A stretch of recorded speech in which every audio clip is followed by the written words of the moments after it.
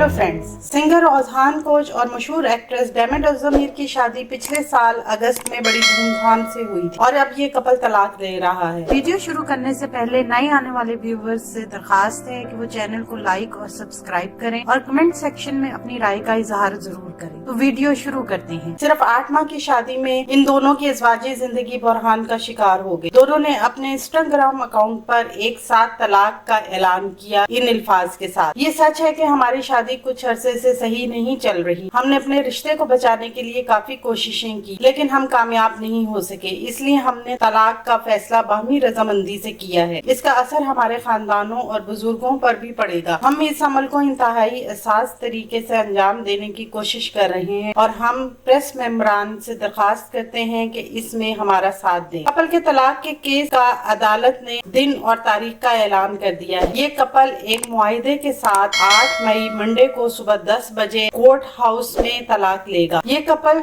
जो इंस्टाग्राम पर एक दूसरे को फॉलो करते हैं और उन्होंने अपनी एक साथ तस्वीर भी डिलीट नहीं की, तलाक होते ही पहला कदम ये उठाएंगे कि बाज़ाब्ता तौर पर रिश्ता टूटने के बाद डेमिड ओज़दमिर और ओजहान कोच अपनी तस्वीर इंस्टाग्राम से डिलीट करेंगे।